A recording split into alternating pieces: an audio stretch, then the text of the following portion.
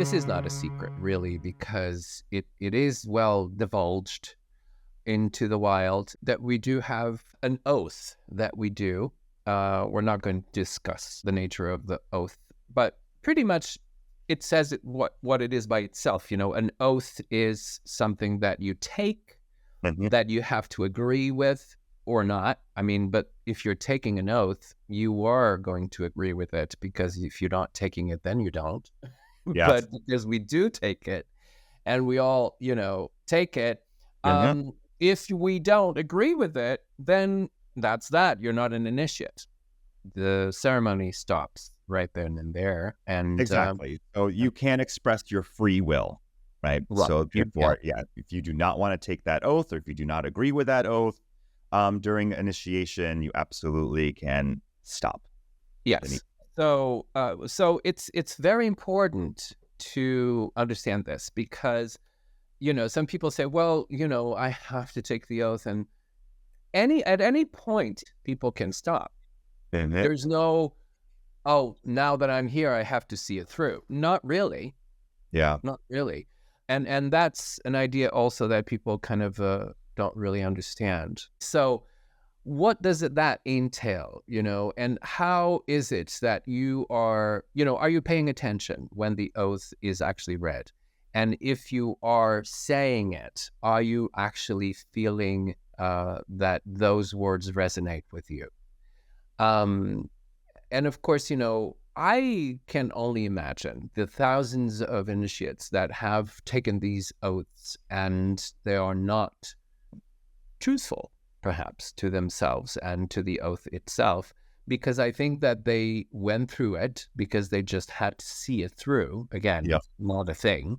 And then they just took an oath empty. I was interested in knowing what is the repercussion of that, because it seems to me that there are a lot of people, either by their own actions or not, there are sometimes people that really do not follow the words that the oath entails with their either actions or how they do things or how they behave or whatever it is. And it's very specific, right? The oath is very specific. Um, Not only has to do with behavioral, how do you behave, but also about what you do and how you do it, and the knowledge that you have. So it's really a very important part of the initiation, right? So if it is empty, what does that do? This is this is a really thorny topic to sort of tease out. And I think what's also very typical of the craft is that we are secret, and therefore you don't know what that oath is when you are going through initiation. That is absolutely not revealed to you beforehand. So you probably know that you will take an oath, but you don't know what that oath actually states. Probably there are many people who go through initiation, I would imagine, who are probably being initiated because they like the idea of the craft, rather than, what the actual craft is and what that means to become an initiate. And then probably just recite the oath, not paying all that much attention to what it says and what it means, and just go through it. And then, even if you are, I would say, even if you are paying really close attention to it, I don't think it necessarily reveals itself until after, in the Right. sense of like the deeper meanings of that oath, and then Right. what an oath actually. And I wonder how many people understand even what an oath is before initiation. Like, do they understand that this is really much like that historical conception of witchcraft, and witches making a pact, right, with the devil, for example? Because an oath really is a pact, It is a pact, yes. Yeah. right? Yeah. And it has that historical connection, actually. Yes. Mhm. Although, all of these things, we know that they were lifted a little bit from the Mason rituals, but still, I think that it's very important for people to know what an oath is and what is that. When people talk amongst initiates only, you do have some, we're very opinionated bunch. So we really have opinions about things and how things should be done and this and that. And a lot of times, you see the initiates, really the ones that are really in the know, referring to the oath, and just to make points and to make the point, well, actually, you agreed with blah blah blah, or or this point is that in that and that and that. Old witches and people that were in not necessarily Wicca, but in the other sects of maybe traditional witchcraft. Oh, and that is actually where it comes from in terms of witchcraft.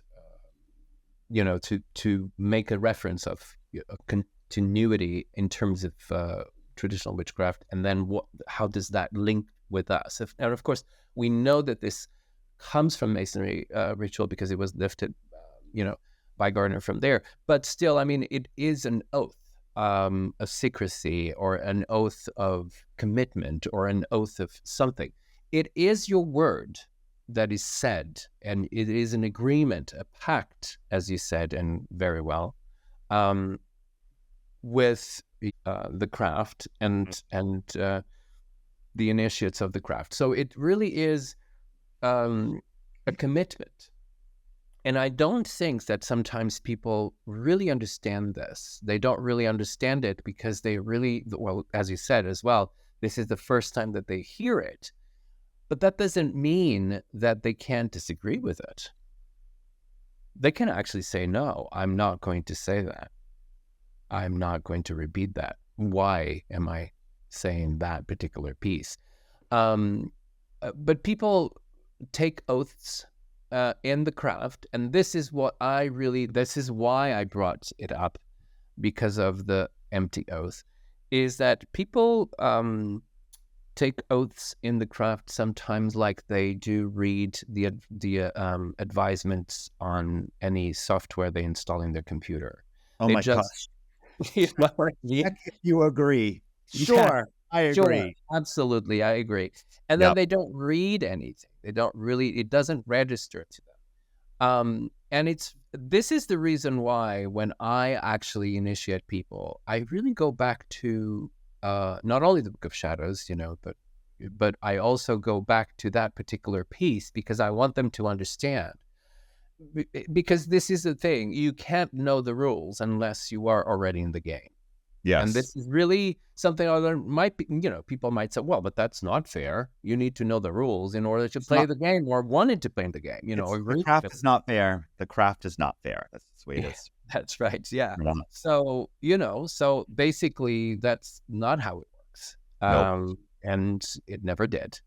You have the vocation, and then you want to belong to that. And no matter what they say, no matter what they ask you, no matter what, it is true within yourself. So you go, and of course, you hear things and you hear them, and you agree with them because that resonates with you, because it already resonated with you. When people ask me, well, how do I know that it is right for me? Well, I know that it isn't right now because you just told me by asking that question. Yeah, if you're doubting, then that's a problem. Well, if you have to ask the question, then it's not. Ask that question. That's the problem. Yeah.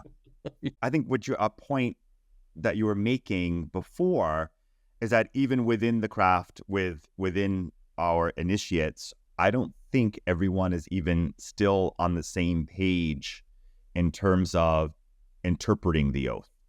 Would you agree? Like, I would say, like the way that I first learned the oath is actually very, very different than how I perceive it today. People need to learn grammar to understand the oath. Yes. And if you don't have a full command of grammar, you might misconstrue the oath. That's right. Yes. And the way that's well, it is, after all, words and how they're spoken. Yep. It really is very, very important for you to listen carefully. Listen Yeah. carefully, Yes. because it is, and different people have different opinions about the oath, and Many. I'll have an opinion, you have an opinion. We Yeah. all have an opinion when it comes to the written word, because of course, it's up for interpretation. Any written word is up for interpretation. And this is sometimes why, writing law, for instance, is very, very difficult, because, you have to be very clear, very concise, and sometimes it leaves space for interpretation, which shouldn't.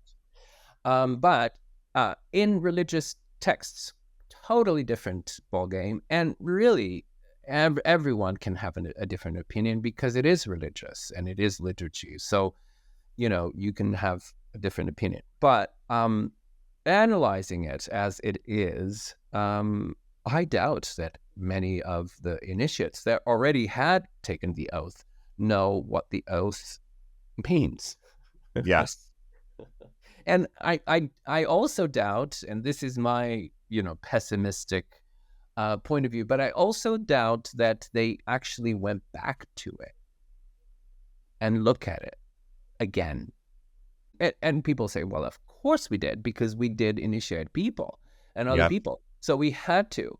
No, I don't Yeah. know you did. So you have to really go back and listen to read it and Yeah. see if that makes sense. What does that mean to you? And that's one of the things that we want to leave people actually thinking about here, is to really think about, what does that mean to them, and how did it, because this can either make or break, right, their stand in the craft, and what does the craft means to them, and how to go about it.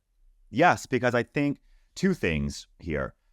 You're speaking also to the larger sort of maybe quote unquote problem of people not going back and actually reading the Book of Shadows, which is really the most important text in the craft. And do people even go back? Do people even go back reading it?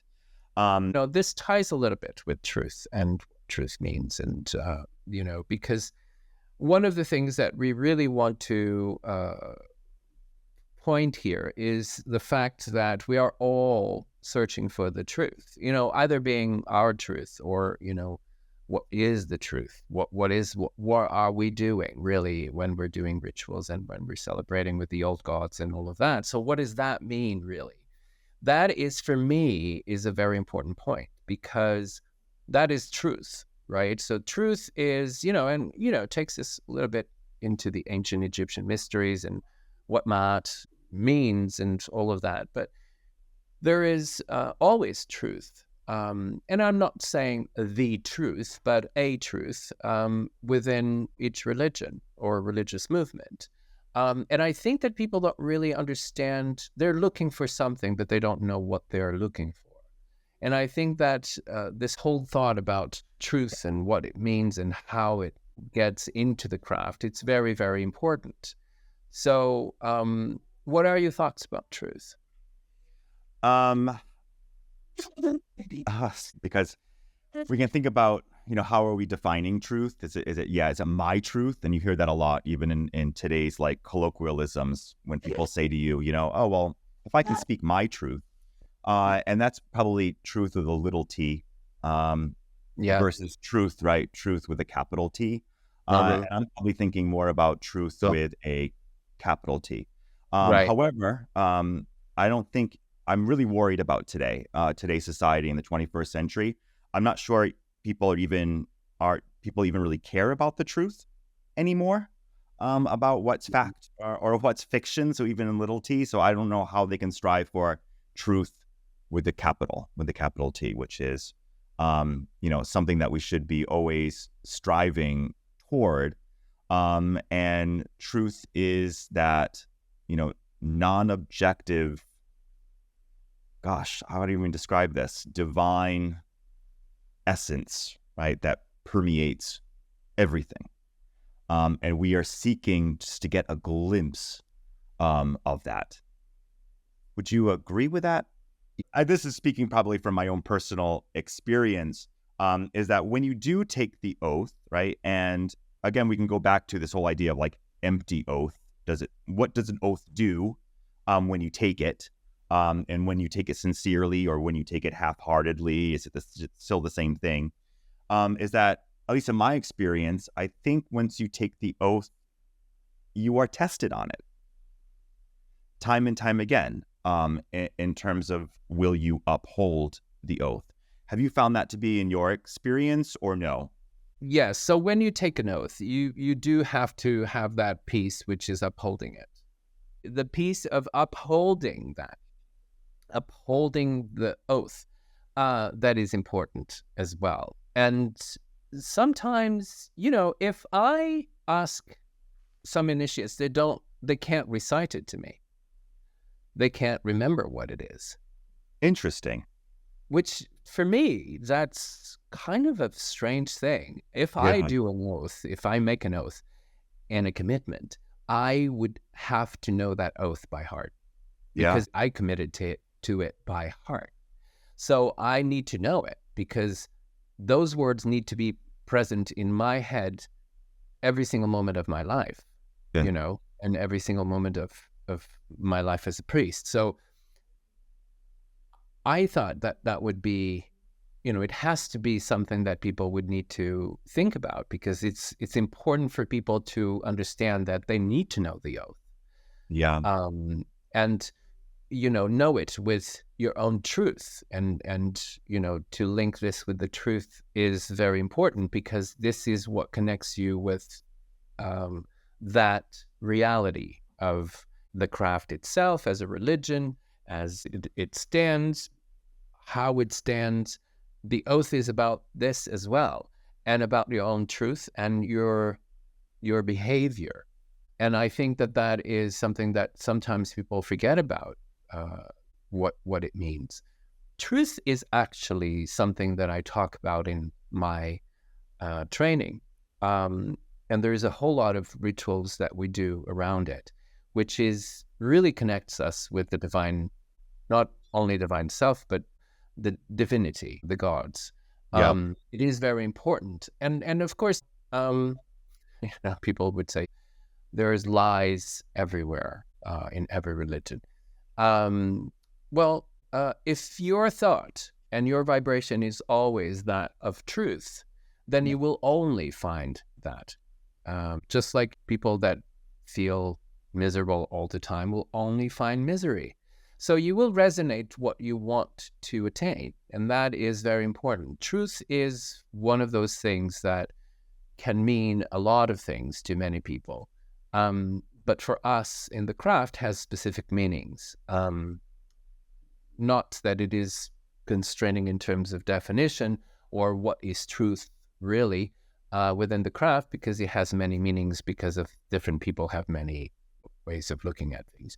But truth is and has to be experienced as well. It's not just a concept. And this is very, very real. You need to experience truth. And sometimes this is something that people don't really understand how to do and how to go about it. That's a really powerful statement to say that truth is not just a concept.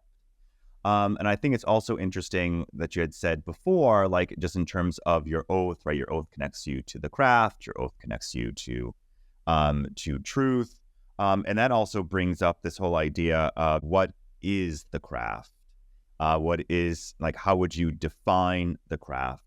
I am not sure many initiates even know what the craft is. Or then you could even parallel that to like, and what truth is.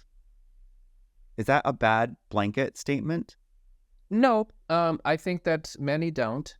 Not because of their own fault. Sometimes it's because, like they training. were never exposed. Yeah, they were never exposed to it. But I think that we need to These are not concepts. Like I love that you said that, right? What we're speaking about is actually not concepts. No, they're not concepts. They're actually experiential things. You need to experience it to know what it is. I think that the word enthusiasm is very telling. When I see people that are so miserable in the craft, they're so miserable. I mean, these people are boring or miserable. Yeah. And they don't have that liveliness of, we all have days, but if you're depressed in the craft, something is wrong. Something is really very wrong. Yeah. Because you shouldn't be. You shouldn't be. This is about joy and being, we all have swing, of moods and things like that, because, we all do. But if you're constantly, and of course, this can be also a condition, but if you're constantly miserable, that is your vibration. Yeah. It's not real. So something is, and to tie this with the previous episode, what you do in your mundane life, how does that get influenced by, or vice versa? What does the craft does for you in the mundane? And this is one of the things that I think that people need to understand. Vibrational is very important here. If you are vibrating in a lower frequency, you will be depressed and you will be. So that tells me that what you're doing in the craft is not uplifting. Yeah. And you're not living your truth in the craft. So you need, this is very complex, because I think that people need to go back and they need to find themselves first in the craft, and then get to that truth that they need to find. And this has to do with, it's a whole process of training, actually. This whole thing has to do with the higher self. So to reach that point, it is really actually reaching the truth of self, which is, another thing. There is different levels of this, of course, that goes through into the training. But if you are not doing this, in terms of, if you're always miserable or if you're always very sad, then there is something that it's wrong. It's wrong in the very basic level. You don't understand what you're doing, or you're not really developing yourself to your full potential in terms of the craft. So, and that passes through, truth, of course, and exercising truth and what truth is, and et cetera, et cetera. So that is very, very important, I think, with this. And this is not limited to the craft. I remember the writer and poet Maya Angelou, may she rest in peace. And she would often refer to herself as, quote, a child of God. And that is not about ego. It's really about sacredness. And then her connection to truth. And you very much, as a priest, you have to walk in that line, right? You have to walk in that light. And therefore, I would absolutely agree with you that being miserable and being depressed and being, oh, woe is me, and why is the world so terrible, and why this is going wrong, there is a fundamental problem there. You have walked well outside of the light, outside of that path of truth. Why are you vibrating on such a low frequency? And then the question is, how do I find my truth? And how do I find truth, really? What does that mean? And how do I... Well, this is exactly what it should happen. You should ask yourself these questions and try to answer them. And it should be happening. It should be happening in circle. You should be, if you're not getting glimpses, then that's also a problem. So I think people can stay. I think that there are different levels, but still, I mean, if you really want to really go into the level of commitment that the oath brings you to, because the oath brings you to a level of commitment. Yeah. And from that level, you can only go up, never down. Yeah. Unfortunately, there are people who actually go down from there. But you should have, once they put you into that level, by your own words, you should go up and up and up, never down. Yeah. So go and read your oaths and see how they resonate with you today. The oath is read once in the first degree. First time it's said is in the first degree. And, a long time ago for many people, they don't go back to it. Read it and then see what lies in there. Your eyes today and your experience today will tell you what that means to you today. But you need to read it. So what do you think happens to you spiritually when you take an oath? And then what happens if it's an empty oath? Well, there's nothing. There's nothing happening. Because when you do take an oath, something Meaning, are there repercussions? Do you get a get out of jail free pass? No, I don't think so. No, Yeah, I don't think even so. if I think it's empty, even if it's an empty oath, I Right. still think that something happens. Something should happen, right? Something should happen. I don't think there is anything that happens in the moment of not really paying attention to the oath or not really repercussions magically, because it just started. Yeah.